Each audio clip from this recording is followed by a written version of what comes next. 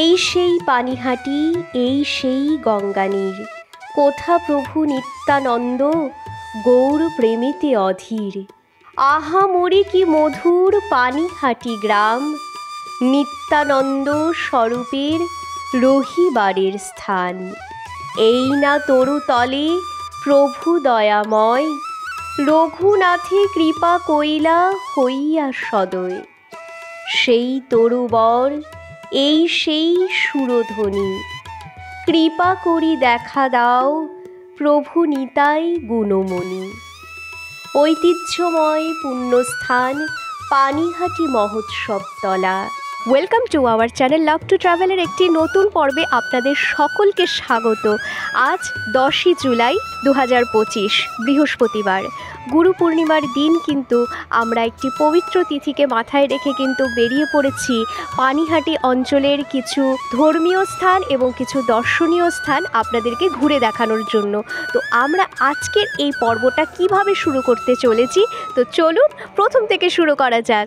আজকে আমরা অনেকটা দেরি করেই কিন্তু আমাদের ব্লগটা শুরু করতে চলেছি। আমরা এই মুহূর্তে রয়েছি শিয়ালদা স্টেশনে, এখন বাজে প্রায় 1:30। আপনাদেরকে যেরকম বলেছিলাম এর আগের পর্বে কিন্তু আমাদের পানিহাটি অঞ্চলের কিছু দ্রষ্টব্য স্থান ছিল, যেই স্থানগুলোরই আমরা কিন্তু ভিডিও করেছি। সেই ভিডিওর ডেসক্রিপশন বক্সে আপনাদেরকে লিঙ্ক দিয়ে দেওয়া হবে, সেখানে ক্লিক করে অনায়াসে দেখে নিতে পারবেন।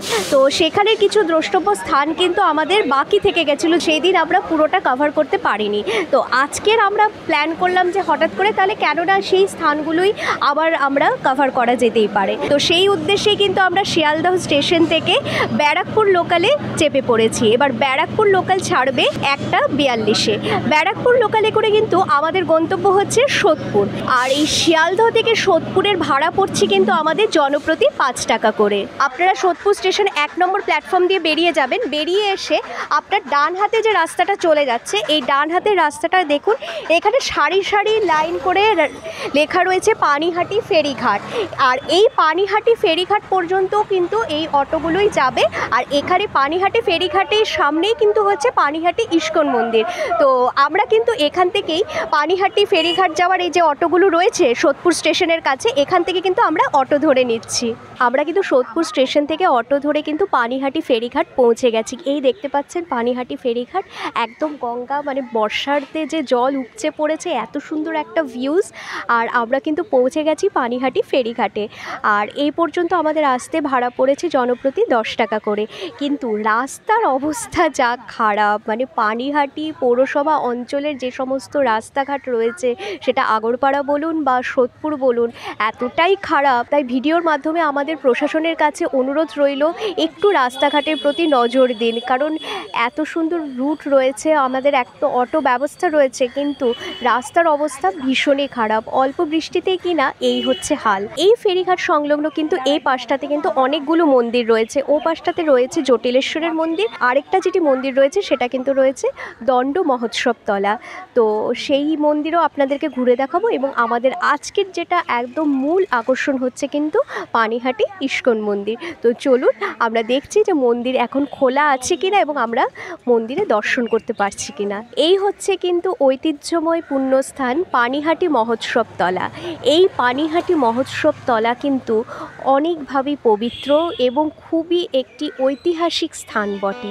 পানিহাটি আর খড়দহ ভাগীরথীর তীরবর্তী পাশাপাশি দুইটি প্রাচীন গ্রাম। শ্রী চৈতন্যদেব ও নিত্যানন্দ পানিহাটিতে এসে এই বৃক্ষমূলেই উপবেশন করেছিলেন বলে শোনা যায়। এই বটবৃক্ষটির মূল বেষ্টন করে ইট দিয়ে বাঁধানো বেদির উপর স্থাপিত একটি স্মৃতিস্তম্ভের পাথরের ফলকে লেখা থেকে জানা যায়, শ্রী চৈতন্যদেব ও নিত্যানন্দ পানিহাটি এসে এই বৃক্ষমূলেই বসেছিলেন। শ্রীরামকৃষ্ণদেব পানিহাটিতে শ্রী চৈতন্য প্রবর্তিত চিরা উৎসবে প্রায় প্রতি বৎসর ভক্তবৃন্দ সহ যোগদান করতেন। পানিহাটিকে শ্রীরামকৃষ্ণ মহাতীর্থ মনে করতেন, যা প্রত্যেক খড়দহ থানার অধিবাসী তথা পানিহাটিবাসীর কাছে একটি গৌরব। এই প্রসঙ্গে শ্রীরামকৃষ্ণ কথামৃতে 11 অধ্যায়ের 2য় পরিচ্ছেদে রয়েছে, এমনকি দক্ষিণেশ্বর পানিহাটি পেনেটির মতো মহাতীর্থ হওয়ার আকাঙ্ক্ষা প্রকাশ পেয়েছে। মহাত্মা গান্ধী শ্রী চৈতন্যের প্রতি শ্রদ্ধা জ্ঞাপনের জন্য মহোৎসব তলায় পরিদর্শনে আসেন 1946 সালের 18ই জানুয়ারি। এই পরিদর্শনকে তিনি তীর্থযাত্রা হিসাবে আখ্যা দিয়েছেন। বিশ্ববন্দিত এই মহাপুরুষগণের মিলনক্ষেত্র হিসাবে পানিহাটি মহোৎসবতলা আজও এক অনন্য ঐতিহ্যের সাক্ষী বহন করছে। এখানটায় যদি আপনারা প্রবেশ করতে চান প্রতিদিন কিন্তু 2টো পর্যন্ত খোলা থাকে। আমাদের যেহেতু 2টো বেজে গেছে তাই আমরা এর ভেতরে প্রবেশ করতে পারলাম না। এই দণ্ড মহোৎসব তলার কিন্তু বিপরীতে রয়েছে একটি বাড়ি এবং বাড়ি সংলগ্ন একটি মন্দির। এই যে বাড়িটি আপনারা দেখতে পাচ্ছেন এখানেই কিন্তু স্বয়ং শ্রী শ্রী রামকৃষ্ণ পরমহংসদেবের পদধূলি পড়েছিল এবং ওনার পাদস্পর্শে কিন্তু এই বাড়িটি ধন্য। তো বুঝতেই পারছেন এই পানিহাটি অঞ্চলটা কতটা পবিত্র। আর আজকে কিন্তু আমরা গুরু পূর্ণিমার দিনে চলে এসেছি এই পানিহাটি একটি অত্যন্ত পুণ্য স্থানে। আজকে কিন্তু আপনাদেরকে এই পানিহাটি অঞ্চলটির যেই স্থানগুলো আমরা এর আগের ভিডিওতে এক্সপ্লোর করতে পারিনি সেগুলোই কিন্তু আজকের এই পর্বে এক্সপ্লোর করে আপনাদেরকে দেখাবো। আপনাদেরকে যেরকম বললাম আমাদের কিন্তু আজকের দর্শনীয় স্থান ছিল পানিহাটি ইস্কন মন্দির। তো আমরা পানিহাটি ইস্কন মন্দিরে এলাম আর বৃষ্টি কিন্তু শুরু হয়ে গেছে। আপনারা দেখতেই পাচ্ছেন বাইরে কিভাবে বৃষ্টি হচ্ছে। 3 দিন ধরেই বৃষ্টি হচ্ছিল আর সকাল থেকে মনে হচ্ছিল একটা বৃষ্টি হবে তবুও আমরা এক প্রকার বলতে গেলে যাকে বলে রিস্ক নিয়ে চলে আসা যে হ্যাঁ আমরা আজকে পারবো। আশা করছি আজকে আমাদের ঈশ্বর সহায় হবেন। তো যাই হোক ঈশ্বর সহায় সত্যি হবেন কারণ আমরা একদম মন্দিরে রয়েছি তাই এখানে বৃষ্টি হলেও কোনো অসুবিধে নেই। কিন্তু যেটা হচ্ছে এখন মন্দির কিন্তু বন্ধ হয়ে গেছে। মন্দির আবার খুলবে 4টের সময়। তো আমরা অপেক্ষা করছি 4টে বাজা পর্যন্ত। 4টের সময় মন্দির খুললে আপনাদেরকে কিন্তু মন্দির দর্শন করে দেখাবো। দণ্ড মহোৎসব তলা রয়েছে সেই সোজা বরাবর চলে এলেই কিন্তু হচ্ছে পানিহাটি ইস্কন মন্দির। আমরা যেহেতু অনেকটা বেলার দিকে এসেছি তাই আমরা এখানে ভোগ গ্রহণ আজকে করছি না, কিন্তু আপনারা যদি চান এই পানিহাটি ইস্কন মন্দিরে এসে ভোগ গ্রহণ করবেন সেই জন্য কিন্তু এখানে সুন্দর সুব্যবস্থা রয়েছে। আপনারা যদি সকালবেলা আসেন অর্থাৎ সকাল 8টা থেকে 10:30টার মধ্যে আসেন তবে কিন্তু আপনারা এখানে যে কাউন্টার রয়েছে এখানে কিন্তু সরাসরি ভোগের কুপন পেয়ে যাবে যার মূল্য পড়বে 70 টাকা করে। ভোগ বিতরণ হয় এখানে দুপুর 1:30টার থেকে। আর যদি আপনারা সেই 10:30টার মধ্যে আসতে না পারেন সেই ক্ষেত্রে কিন্তু আপনাদেরকে একটি যোগাযোগের নম্বর দেওয়া রয়েছে, বুকিং নম্বর দেওয়া রয়েছে। সেই নম্বরে কিন্তু আপনারা বুকিং করে নিতে পারবেন ভোগের কুপনের জন্য। আপনারা ফোন করে বলে দেবেন এবং এখানে এসে কাউন্টার থেকে আপনাদেরকে কুপনটি সংগ্রহ করে নিতে হবে। ইস্কন মন্দিরের একদম প্রবেশের সামনেই কিন্তু ডান পাশে আপনাদের কিন্তু এখানে 2টো সুভেনিয়ার শপ পেয়ে যাচ্ছেন। এখানে কিন্তু আমরা প্রবেশ করার পরই দেখতে পাচ্ছি টি-শার্ট রয়েছে, মানে যেই সমস্ত টি-শার্টগুলো ঈশ্বরের বা দ্বাদশ অবতারের কিন্তু ছবি দেওয়া রয়েছে সেই সমস্ত ছোটদেরও যেরকম রয়েছে সেরকম বড়দেরও রয়েছে।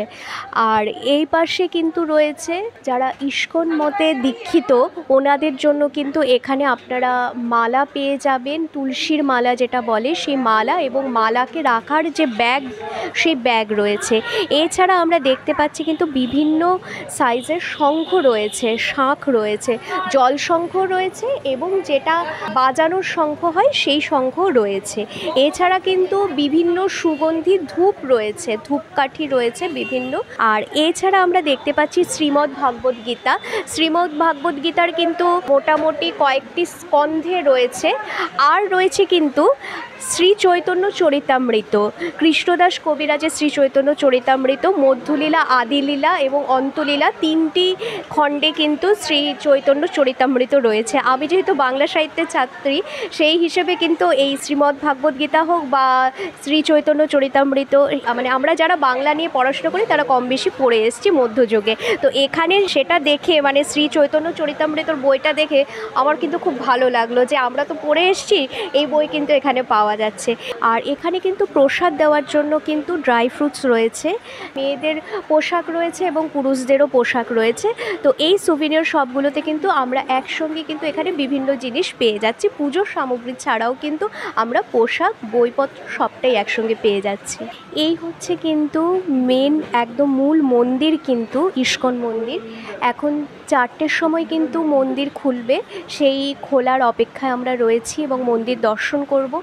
আপাতত কিন্তু আমরা এখানে দেখতে পাচ্ছি যে স্বামী প্রভুপাদের আবক্ষ মূর্তি রয়েছে, এবং মন্দির খুললে তো আমরা এখানের যে অধিষ্ঠিত বিগ্রহ রয়েছে সেটা আমরা যেরকম দর্শন করব আপনাদেরকেও দর্শন করে দেখাবো।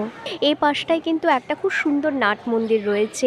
এই নাট মন্দির, এই স্থানটাতে বিশেষ বিশেষ যে অনুষ্ঠানগুলো হয়, এখানে যেরকম আসন্ন জন্মাষ্টমী রয়েছে, আরও যে সমস্ত উৎসব রয়েছে সেগুলো কিন্তু এখানটাতেই পালন করা হয়। এবং এমনি সময়তেও কিন্তু আপনারা চাইলে এখানে এসে কিন্তু বসতে পারবেন, কিন্তু আপনাদেরকে এখানে একটা কথাই মাথায় রাখতে হবে, কারণ এখানে কিন্তু বারবার লেখা রয়েছে ছেলে মেয়ে একসঙ্গে কিন্তু বসবেন না।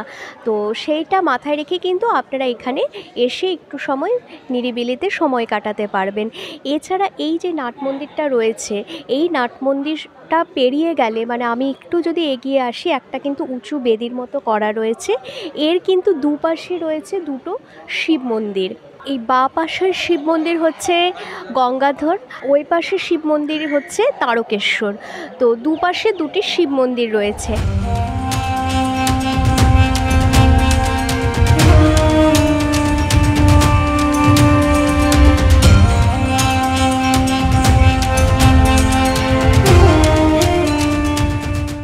রাখার জায়গা রয়েছে, এবং এখানে কিন্তু আপনারা ফ্রিতে, মানে একদম নিঃশুল্কভাবে কিন্তু আপনারা এখানে জুতো রাখতে পারবেন। এই পাশটাতে কিন্তু রয়েছে খুব সুন্দর এখানকার ইস্কন মন্দিরের নিজস্ব ঘাট, মানে এটা কিন্তু ওনাদের নিজস্ব ঘাট, এবং খুব সুন্দরভাবে কিন্তু এই ঘাট বাঁধানো রয়েছে। এবার এই ঘাটে কিন্তু আপনারা যদি স্নান করতে চান তার কিন্তু কিছু নিয়মাবলী রয়েছে, সেই নিয়মাবলীটা আমরা ভিডিওতে দিয়ে দিচ্ছি, আপনারা সেটা পজ করে দেখে নিতে পারবেন। আজকে যেহেতু বৃষ্টি হয়েছে, জায়গাটা খুব স্লিপারি হয়ে রয়েছে, তাই খুব সাবধানে আমাদেরকে হাঁটতে হচ্ছে। এখানে বলাই আছে যদি কোনো রকম দুর্ঘটনা ঘটে, মন্দির কর্তৃপক্ষ কিন্তু কোনোভাবে দায়ী নয়, তাই নিজেদের দায়িত্বে কিন্তু এই ঘাটে আসবেন এবং এখানে গঙ্গা দর্শন করবেন। আর এই দেখুন, এই হচ্ছে পানিহাটির গঙ্গা। এত সুন্দর লাগছে, আজকে বৃষ্টি হয়েছে, বর্ষাকালের গঙ্গা, জল একদম উপচে পড়েছে। আমার তো খুব ইচ্ছে করছে আমি নেমে গিয়ে জল স্পর্শ করি, মানে এত সুন্দর একটা ওনাদের ইস্কন মন্দিরের নিজস্ব ঘাট করে দিয়েছে।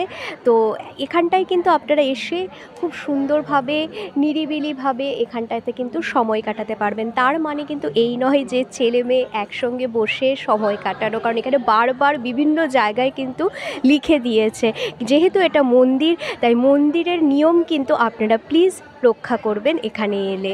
আর এই গঙ্গা সংলগ্ন কিন্তু একটা খুব সুন্দর কিন্তু ছোট্ট করে এখানকার বাগান তৈরি করা রয়েছে। এত সুন্দর এখানে দেখুন ফুল রয়েছে, আমরা এগুলো তো মনে হচ্ছে প্লাস্টিকের ফুল হবে।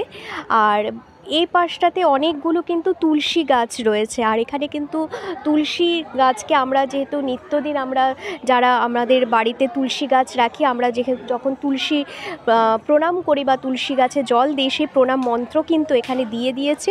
আপনারা কিন্তু সেই মন্ত্রটাও দেখে নিতে পারবেন। আমরা কিন্তু সেই মন্ত্র বলি কিন্তু তুলসী গাছকে আমরা জল অর্পণ করে থাকি। তো এত সুন্দর একটা বাগান এখানটায় তৈরি করা আছে। আর আজকে যেহেতু বৃষ্টি হয়েছে, সেই বৃষ্টি হওয়ার ফলে কিন্তু সবুজ যেন আমাদের কাছে আরও ভালোভাবে ধরা দিচ্ছে, মানে সেই সবুজটাকে যেন আরও প্রকৃতির রূপ যাকে বলে অপরূপভাবে কিন্তু ফুটে উঠেছে এই গঙ্গা। এবং একটা প্রকৃতির, মানে এখানটায় বললাম না আপনাদেরকে, এর আগের ব্লকেও কিন্তু আমরা বলেছি যে এখানটায় কিন্তু আধ্যাত্মিকতা এবং প্রকৃতির মেলবন্ধন কিন্তু খুব সুন্দরভাবে ঘটেছে। আপনাদেরকে যেরকম বলেছিলাম যে মন্দির কিন্তু 4টের সময় খুলবে, আমরা কিন্তু রীতিমতো আমাদের কানে আসছে কীর্তন আমরা শুনতে পাচ্ছি মন্দিরের ভেতর থেকে, তার মানে মন্দির কিন্তু খুলে গেছে। তো চলুন আমরা কিন্তু আপনাদেরকে মূল মন্দিরটা দর্শন করে দেখাই।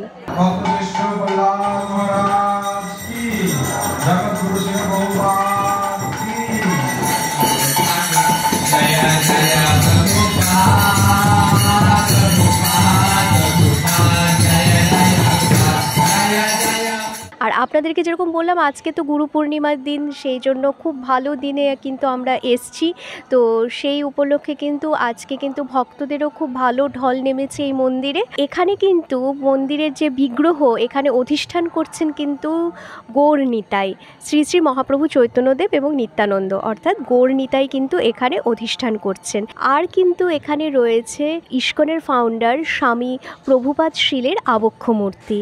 তো এই হচ্ছে কিন্তু ইস্কন মন্দির এবং খুব সুন্দর। এখানে কিন্তু গৌর নিতাইয়ের মূর্তিটা দেখে এত সুন্দর লাগছিল, মানে চট করে বাইরে থেকে মনে হচ্ছিল যেন স্বয়ং রাধাকৃষ্ণ, কিন্তু সামনে যাওয়ার পর যেটা দেখলাম, দর্শন করলাম, তখন বুঝতে পারলাম যে না, রাধাকৃষ্ণ নয়, গৌর নিতাই। তো এই হচ্ছে কিন্তু ইস্কন মন্দির এবং একটা খুব সুন্দর গঙ্গা, পানিহাটি যে গঙ্গা রয়েছে সেই গঙ্গাকে কেন্দ্র করে কিন্তু একটা খুব সুন্দর ইস্কন মন্দির গড়ে উঠেছে।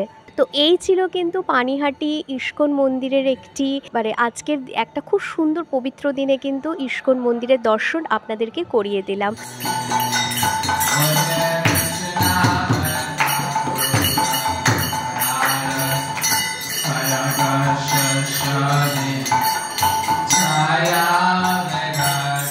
ইস্কন মন্দিরের সামনেই কিন্তু রয়েছে একটি গোবিন্দাস রেস্টুরেন্ট। এই রেস্টুরেন্টে কিন্তু পিওর ভেজ, মানে শুধু শাকাহারি খাবার কিন্তু এখানে পাওয়া যায় এবং সেই পুরো মেনু কিন্তু আমরা দিয়ে দিচ্ছি, সেটা আপনারা ভিডিওটি পজ করে সেই মেনু চার্টটি দেখে নিতে পারবেন। সব কিছু পেয়ে যাবেন কিন্তু ফুললি, মানে একদম পিওর ভেজ যাকে বলে। অনুষ্ঠানে আপনারা খাওয়া দাওয়া করাতে চান কাউকে, সেইখানে কিন্তু আপনারা সেই ব্যবস্থাও রয়েছে, আর হোম ডেলিভারির ব্যবস্থাও কিন্তু রয়েছে এই রেস্টুরেন্টে। তার যোগাযোগের নম্বরটি কিন্তু আমরা ভিডিওতে দিয়ে দিচ্ছি, আপনারা সেটা পজ করে আপনারা যদি যোগাযোগ করতে চান যোগাযোগ করে নিতে পারবেন। আর এই রেস্টুরেন্ট খোলার সময় হচ্ছে দুপুর 1টা থেকে 3টে পর্যন্ত এবং সন্ধেবেলা 6টা থেকে 9:30 পর্যন্ত।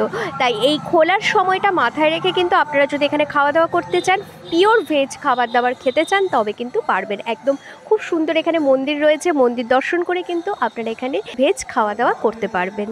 এবার আপনাদেরকে মন্দির খোলার সময়সূচিটা একটু বলে দিচ্ছি। এমনিতে কিন্তু মন্দির ভোর 4:30 থেকে রাত 8:30 পর্যন্ত সব সময় খোলা থাকছে। মানে আমি বলতে চাইছি যে এই যে মন্দিরের মেন গেটটা দেখতে পাচ্ছেন, এই মেন গেটটা কিন্তু সবসময় খোলা থাকছে। কিন্তু আপনারা যদি মন্দিরের ভেতরে বিগ্রহ দর্শন করতে চান, সেই ক্ষেত্রে কিন্তু সেই বিগ্রহ দর্শনের কিছু টাইমিংস রয়েছে। সেটা হচ্ছে একটা হবে ভোর 4:30 থেকে 5টা পর্যন্ত, তারপর রয়েছে সকাল 7:30 থেকে 1টা পর্যন্ত, এরপর রয়েছে কিন্তু বিকেলবেলা 4টে থেকে 8:30 পর্যন্ত। এই বিগ্রহ দর্শনের এই সময়সূচিটা মাথায় রেখে কিন্তু আপনারা যদি পানিহাটি ইস্কন মন্দিরে আসতে চান তাহলে কিন্তু আসতে পারেন। পানিহাটি ইস্কন মন্দির দর্শন আমাদের হয়ে গেছে। এর পরবর্তী গন্তব্য হচ্ছে আমাদের রাঘব ভবন দর্শন। এবার আমরা পানিহাটি ইস্কন মন্দিরের পেছনটা দিয়ে চলে এলাম। আসার পর কিন্তু এই পাশটায় গেলে হচ্ছে রাঘব ভবন, আর এই পাশটায় গেলে কিন্তু হচ্ছে গোবিন্দ কুমার হোম, অর্থাৎ পেরিটির বাগান বাড়ি, যেটা লোকমুখে ছাতুবাবুর বাগান বাড়ি নামে বিখ্যাত। তো বুঝতেই পারছেন একটা খুব মানে ঐতিহাসিক জায়গায় কিন্তু আজকে আপনাদেরকে এক্সপ্লোর করে দেখাবো। আমরা এরপর গোবিন্দ কুমার হোম মানে পেনিটির বাগান বাড়ি চলে যাচ্ছি। এরপরের আমাদের গন্তব্য হচ্ছে রাঘব ভবন। এখানে কিন্তু একটা খুব বিখ্যাত ঐতিহাসিক বাড়ি রয়েছে, সেটা হচ্ছে পেনিটির বাগান বাড়ি, যেটা লোকমুখে কিন্তু ছাতুবাবুর বাগান বাড়ি নামে পরিচিত। তো এখন কিন্তু বর্তমানে সেটা গোবিন্দ কুমার হোম হয়ে গেছে। এই সামনে কিন্তু আমরা দাঁড়িয়ে রয়েছি, মানে এত এক্সাইটেড লাগছে সেটা দেখে। কিন্তু দুঃখের বিষয় আমরা এখন প্রবেশ করতে পারবো না, কারণ এই পেনিটির বাগান বাড়ি বা গোবিন্দ কুমার হোম কিন্তু যেহেতু এখন একটা হোমে পরিণত হয়েছে, তাই এখানে কিন্তু সর্বসাধারণের জন্য কিন্তু মানে প্রবেশ নিষিদ্ধ।